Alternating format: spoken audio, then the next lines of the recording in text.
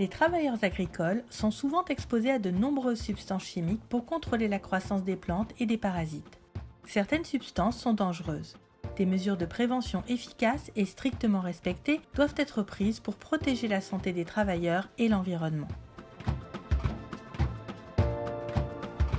Intéressons-nous à Mia, ouvrier agricole. Il doit traiter un champ de coton contre les parasites. Avec ses collègues, il prépare son matériel. Mais avant qu'il ne commence, nous allons soumettre Mia à un examen sous une lampe fluorescente qui constate l'absence de traces de contamination sur sa peau. Maintenant, suivons-le et analysons son travail. Mia utilise un produit chimique de nature inconnue. Le bidon n'est pas étiqueté.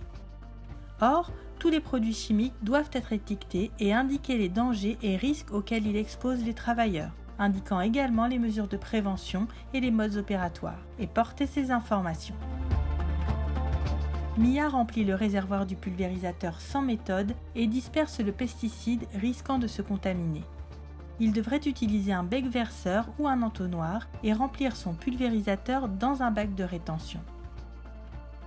Les produits chimiques peuvent être dangereux pour les travailleurs qui les utilisent. Ils brûlent, corrodent, explosent, irritent, intoxiquent et tuent. Ils sont dangereux par voie d'ingestion, d'inhalation ou de contact avec la peau, chacune de ces voies permettant aux substances chimiques d'intoxiquer l'organisme, de produire des maladies professionnelles, voire des accidents. Il faut donc se protéger. Or, Mia et ses collègues pulvérisent l'insecticide sans aucune protection. Ils portent des vêtements ordinaires, n'ont ni masque, ni lunettes, ni gants, ni bottes, ni combinaison. Ils sont extrêmement exposés au danger. Ici, Mia et ses collègues sont beaucoup trop proches les uns des autres, créant un brouillard qui les expose à l'inhalation et la pénétration cutanée des substances chimiques épandues, d'autant qu'ils ne sont pas protégés. Les travailleurs devraient intervenir sur des zones distinctes du champ à traiter afin qu'ils ne puissent jamais se trouver à proximité les uns des autres, ni en contact avec les zones déjà traitées. La méthodologie retenue pour traiter les champs doit également être évaluée pour supprimer ou réduire le risque d'exposition des travailleurs aux produits chimiques.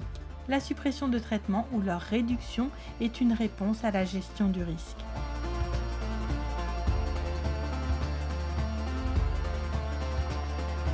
À l'issue de son travail, l'on constate que la peau de Mia est couverte du produit épandu qui a déjà, par voie transcutanée, pénétré l'organisme du travailleur, l'exposant à un risque d'intoxication aiguë ou chronique et à nombre de maladies professionnelles. Cette contamination cutanée met en évidence qu'il a également inhalé et ingéré du produit.